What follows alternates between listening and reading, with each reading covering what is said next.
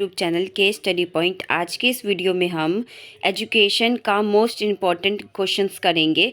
जो देखिए, first question हमारा है, बच्चों की उन मानसिक और भावनात्मक ज़रूरतों पर चर्चा करिए जिनके कारण वह टेलीविज़न के विज्ञापनों की तरफ आकर्षित होते हैं। देखिए, मतलब क्या है इसका कि बच्चों की उन मानसिक और भावनात्मक ज़रूरत जो किस कारण से वो टेलीविज़न के विज्ञापन की तरफ आकर्षित होते हैं, इसका वजह बताना है हमें। तो देखिए, इसका आंसर क्या है, हम इस वीडियो में आंसर के साथ करेंगे। क्वेश्चन विद आंसर दोनों मैं आपको करवाऊंगी। देखिए, आंसर है हमारा, टेलीविज़न बच्चों को चुप करवाने का नया तरीका बन गया है। बच्चा रो रहा हो या जिद कर रहा हो, बस उसके हाथ में टीवी का रिमोट पकड़ा दो, वह तुरंत शांत हो जाता है। इस प्रकार की किशोरावस्था तक पहुँचते पहुँचते कई बच्चों के लिए सभी समस्याओं का समाधान टेलीविज़न, मोबाइल या फिर कंप्यूटर बन जाता है। फिर चाहे वह कार्टून देखे या कोई और कार्यक्रम, सभी में उन्हें विज्ञापन मिलते हैं, है ना। उन सभी में क्या उनको मिलते हैं, विज्ञापन मिलते ही हैं, जिससे बच्चा क्या होता है, आकर्षित हो जाता है उसकी तरफ। अब देखिए, फिर और कार्यक्रम, सभी में उन्हें विज्ञापन मिलते हैं जो खासकर उन्हीं को फोकस करते हुए बनाए जाते हैं। एक रिसर्च के अनुसार एक साल में बच्चा लगभग 40,000 या उससे अधिक विज्ञापन देखता है ना।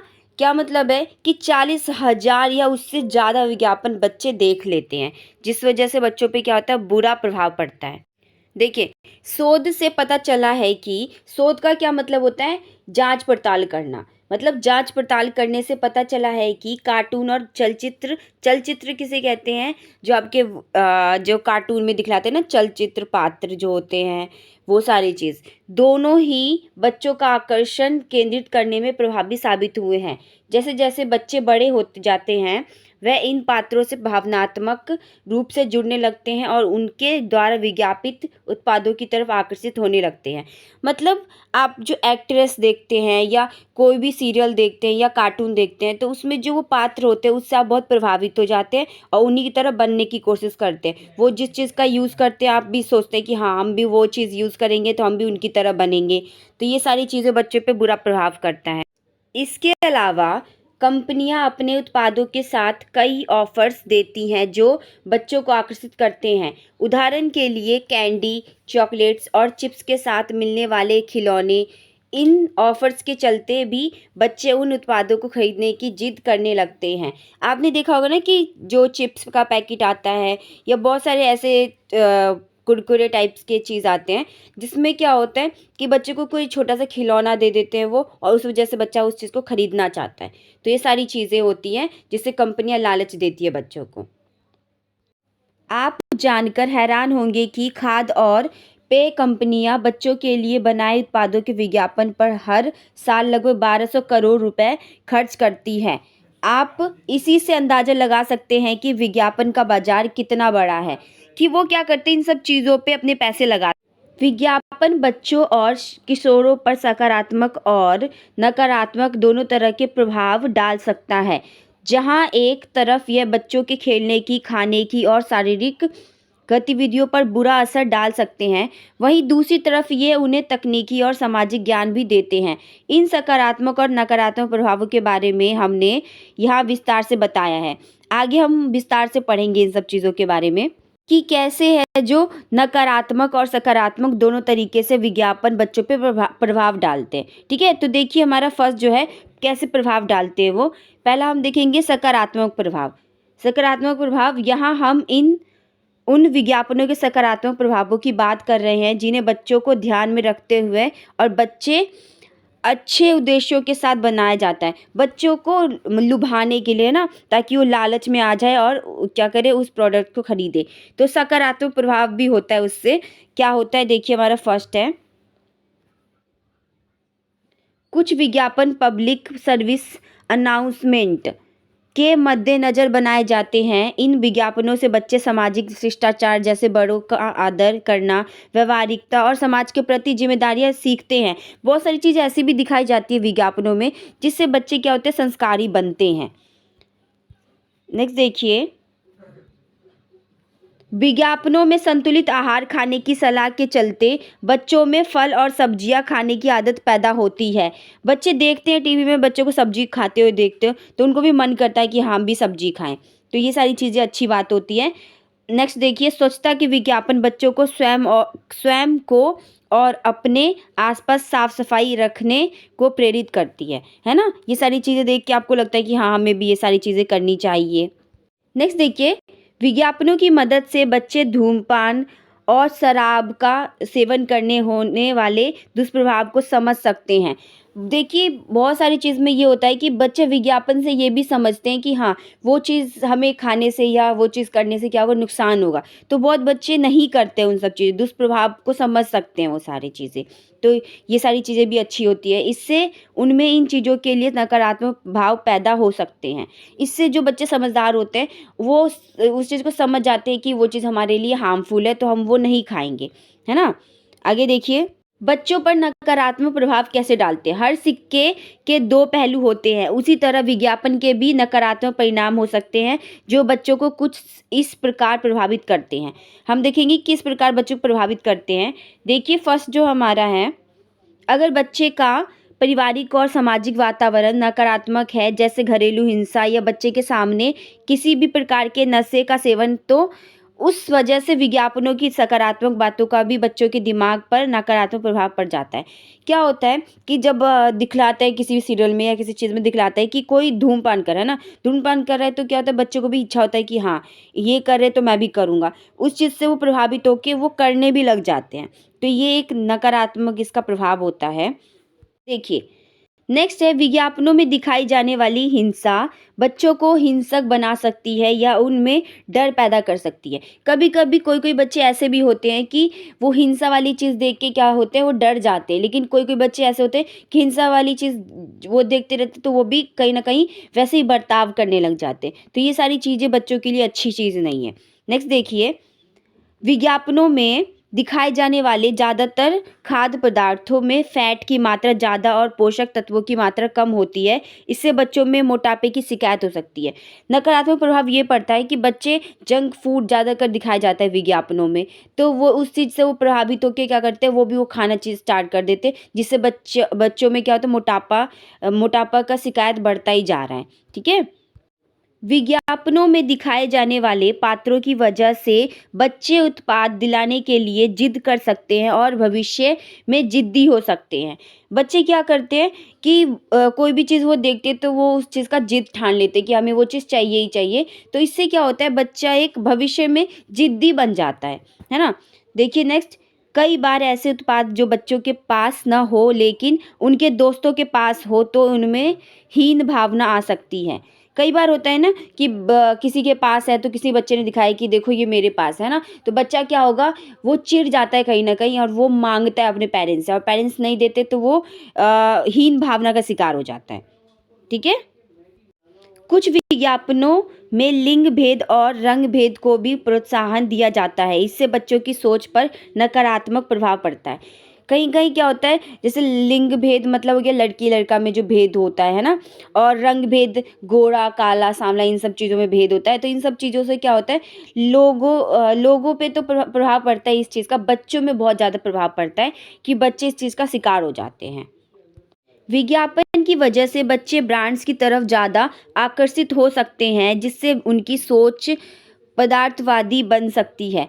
उससे क्या होती है, बच्चों की जो सोच है ना वो अच्छी नहीं होती है, क्योंकि वो विज्ञापन जो ब्रांड होते हैं, ब्रांड्स की तरफ ज़्यादा आकर्षित हो जाते हैं। ठीक है? आगे देखिए, नेक्स्ट है हमारा, शराब और सिगरेट के विज्ञापनों से किशोरों में इनके सेवन की लालसा बढ़ सकती है। ये आपको बताया मैंने। सेकंड है, परिपक्व बुद्धि की वजह से बच्चे विज्ञापन को सच मान सकते हैं, जिससे उनके लिए सत्य की परिभाषा बदल सकती है।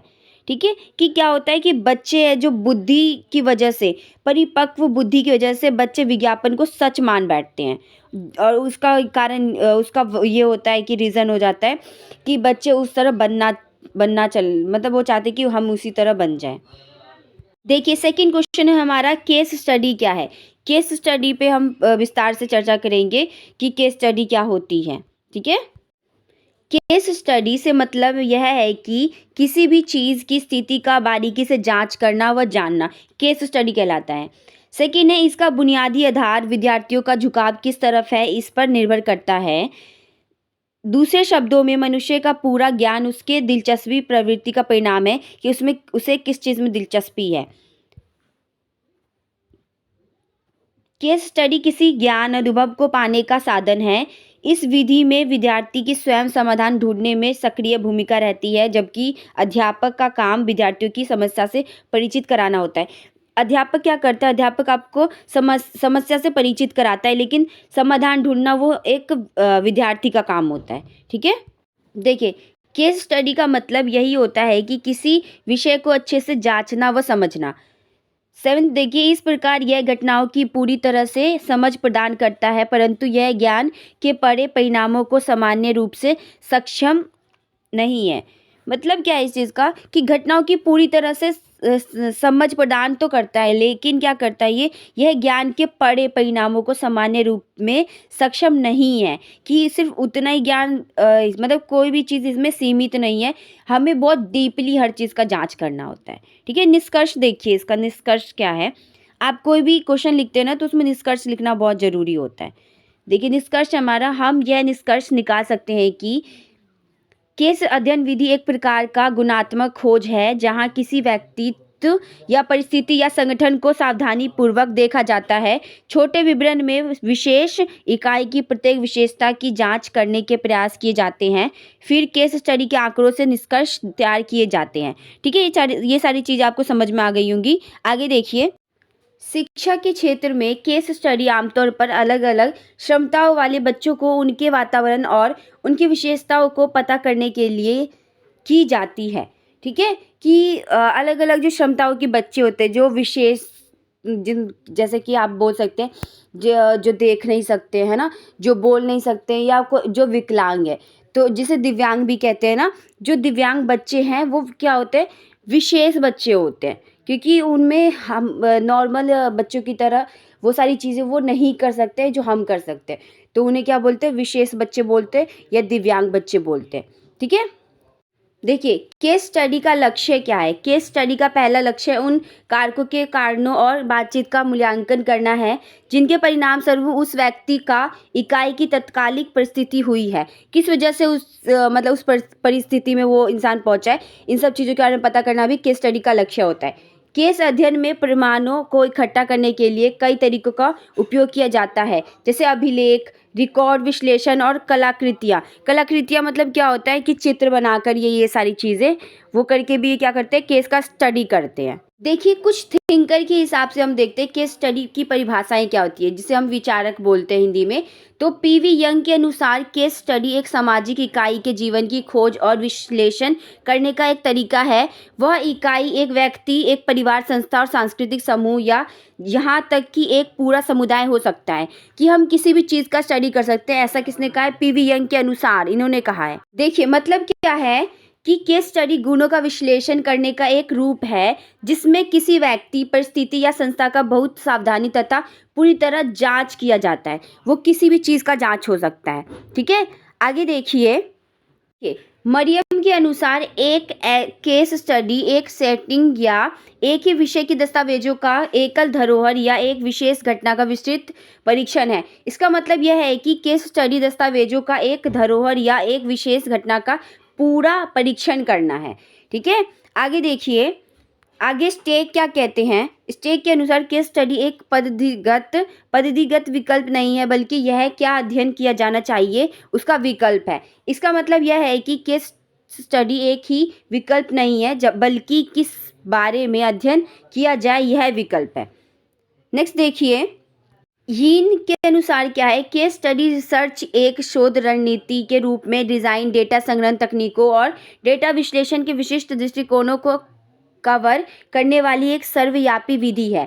केस स्टडी एक रिसर्च के रूप को डिज़ाइन और डेटा को इकट्ठा और डेटा को पूरी तरह विश्लेषण को कवर करने वाली एक लोकप्रिय फैला हुआ विधि है। लोकप्रिय या सर्वव्यापी का मतलब होता है जिस विधि का उपयोग बहुत लोग करते हैं और सब जानते हैं उस विधि को, उसको बोलते हैं लोकप्रिय या सर्वव्यापी विधि। ठीक है, देखिए थर्ड क्वेश्चन है आपका, बच्चों के जीवन में घर, विद्यालय और समुदाय की भूमिका पर चर्चा कीजिए। हम देखेंगे कि बच्चों के जीवन में क्या प्रभाव पड़ता है घर और विद्यालय और समुदाय का।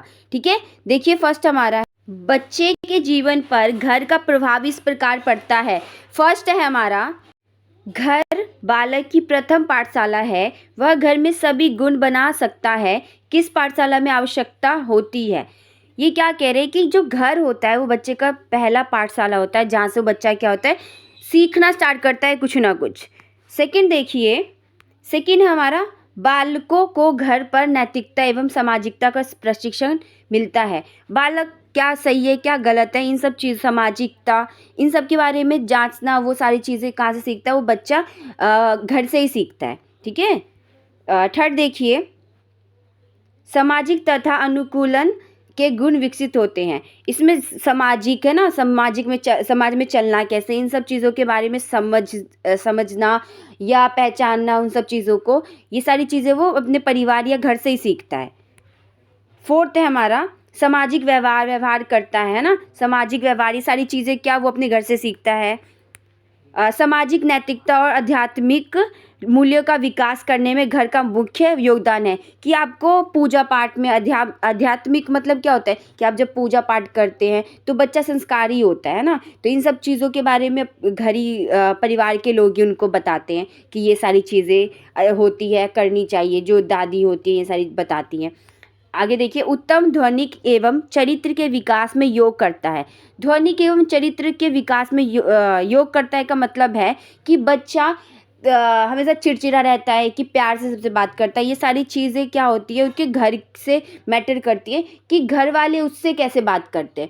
जैसा परिवार वाले उसके साथ बिहेवियर करेंगे, जैसा सिखाएंगे, वैसे ही वो बच्चा बाहर जाके बोलेगा। ठीक है, 7 देखिए, रुचि, अभिरुचि और प्रवृत्तियों का विकास होता है। उससे किस चीज़ में रुचि है, इन सब चीज़ों का भी विकास कहाँ से होता है, घर से होता है। कि मान लीजिए कि उसके पापा डॉक्टर है तो उसको भी कहीं ना कहीं लालसा होगी कि वो भी डॉक्टर बने। ठीक है, 8 देखिए, बालक की व्यक्तित्व का विकास होता है। बालक की व्यक्तित्व का विकास वही चीज़ है कि बच्चा कैसा उसका व्यक्तित्व रहेगा, उसका नेचर कैसा होगा।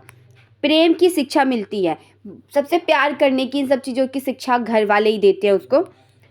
10 देखिए, सहयोग, उदासीनता, कर्तव्य निष्ठा के गुण विकसित होते हैं। दूसरे के बारे में हमेशा दया भाव रखना, सहयोग करना, प्यार से रहना, कर्तव्य निष्ठा, हमेशा कर्तव्य का पालन करना, इन सब चीज़ों के बारे में कौन सिखाता है, घर वाले ही सिखाते हैं एक बच्चे को। ठीक है, 11 देखिए, घर के बच्चे को समाज में व्यवहार करने की शिक्षा देता है।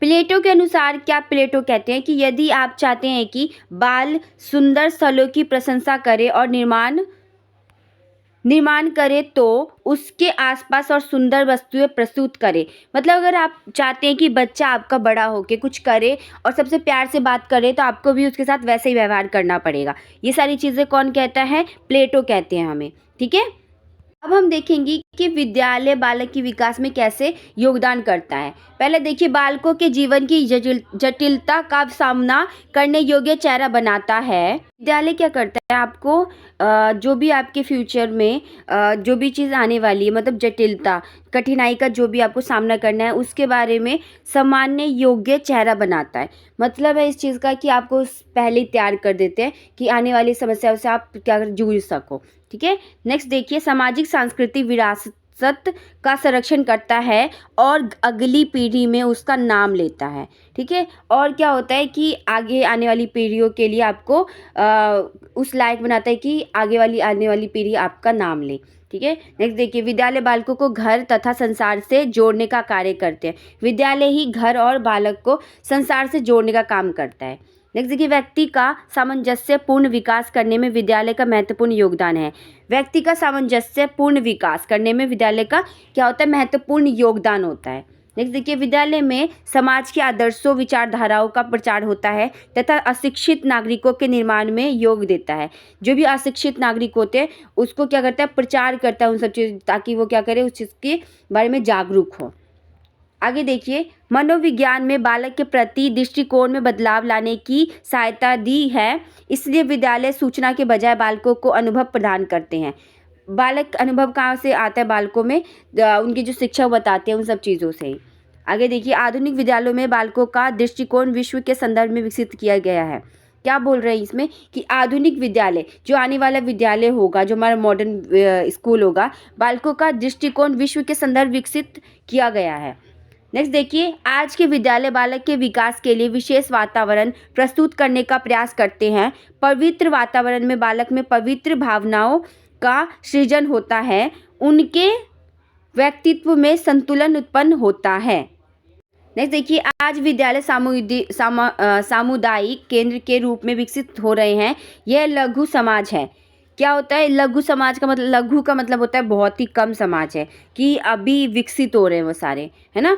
थिंकर के अनुसार देखिए, थॉमसन के अनुसार, थॉमसन क्या कहते हैं कि विद्यालय बालकों का मानसिक चारित्रिक, सामुदायिक, राष्ट्रीय तथा अंतर्राष्ट्रीय विकास करता है तथा स्वस्थ रहने का प्रशिक्षण देते हैं।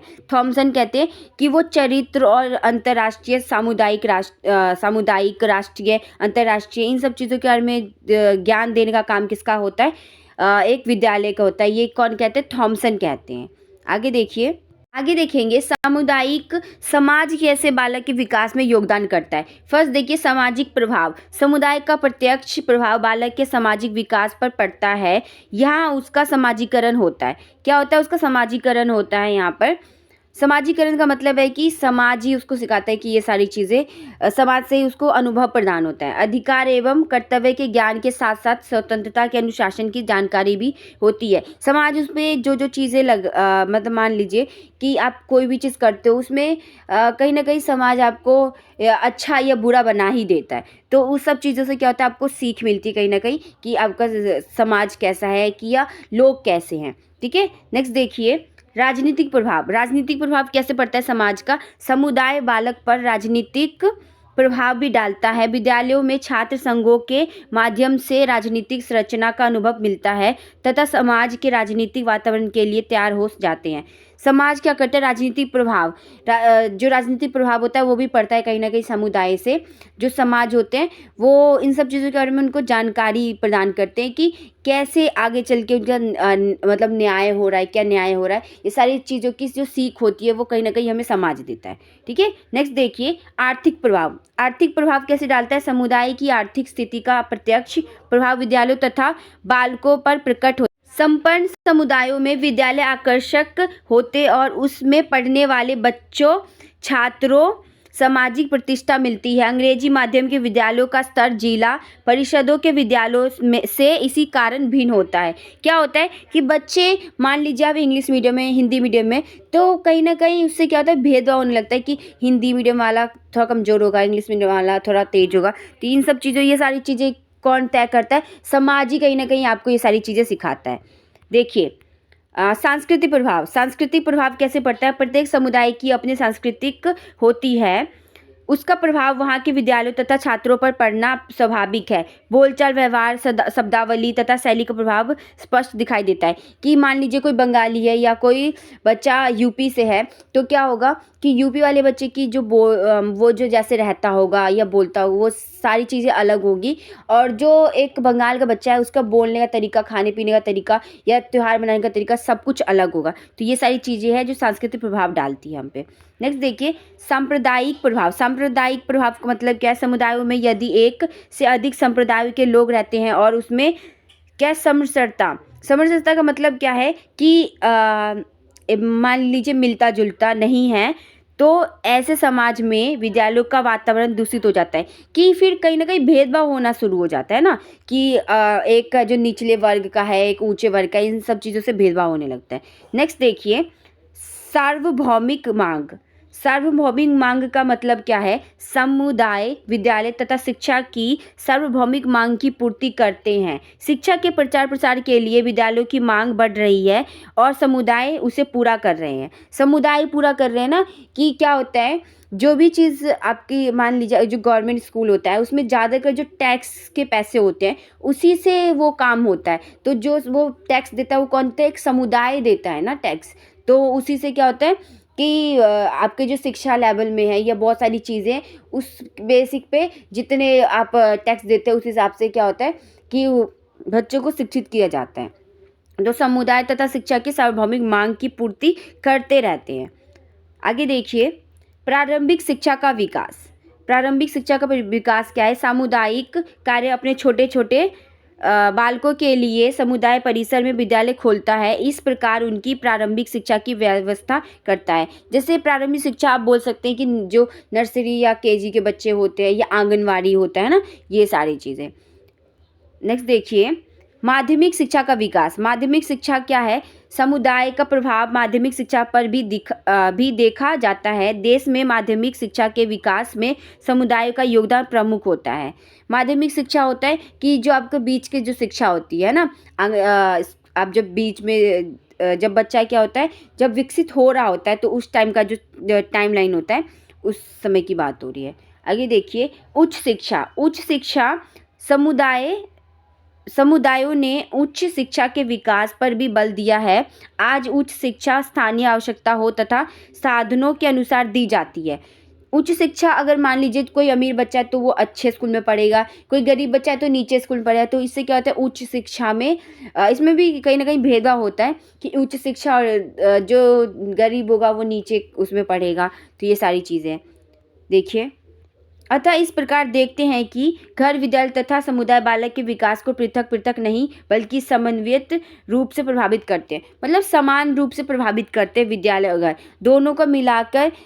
हम बोल सकते हैं कि क्या होता है, जो घर, विद्यालय, समुदाय, ये तीनों मिलाकर हमारे जीवन में काफ़ी प्रभाव डालते हैं। ठीक है, आशा आपको समझ आ गया होगा। ये शोध रिपोर्ट क्या है हमारा, ये हम पढ़ेंगे। नेक्स्ट क्वेश्चन है हमारा शोध रिपोर्ट।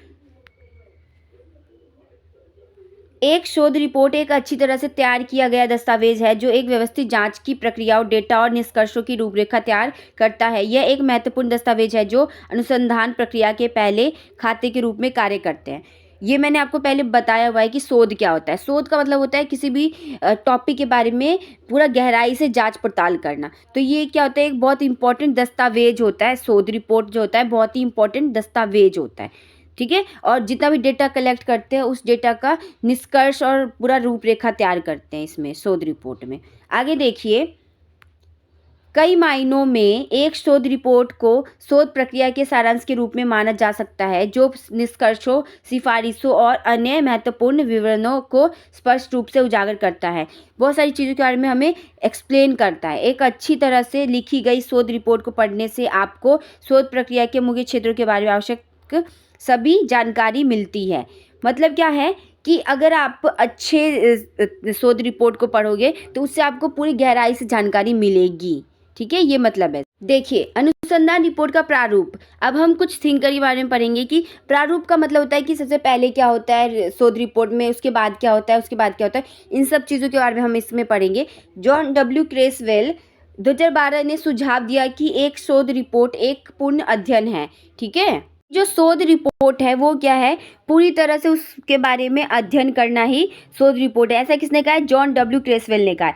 सेकंड देखिए, शोध रिपोर्ट में किसी समस्या की जांच या अन्वेषण की रिपोर्ट करता है, समस्याओं को संबोधित करके उनकी पहचान करता है, तो वो क्या कहलाता है? शोध रिपोर्ट कहलाता है। आगे देखिए, इसमें डेटा का संग्रहण संग्रहण का मतलब होता है इकट्ठा करना। विश्लेषण का मतलब होता है छानबीन करना। ठीक है, और शोधकर्ता जो किसी विषय का अध्ययन करता है द्वारा डेटा की व्याख्या करना शामिल है।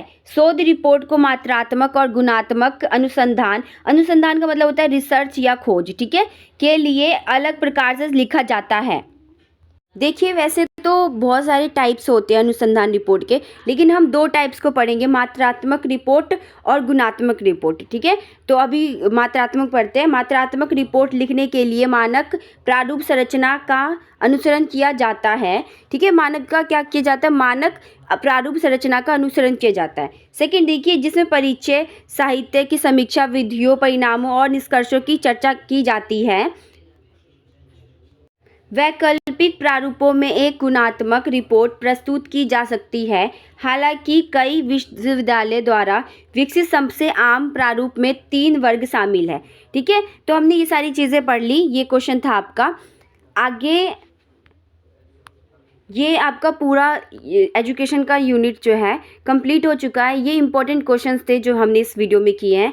और case study point please like and subscribe. अगर आपको ये वीडियो अच्छी लगी हो तो प्लीज़ लाइक कर देना, सब्सक्राइब कर देना एंड शेयर कर देना। Thank you.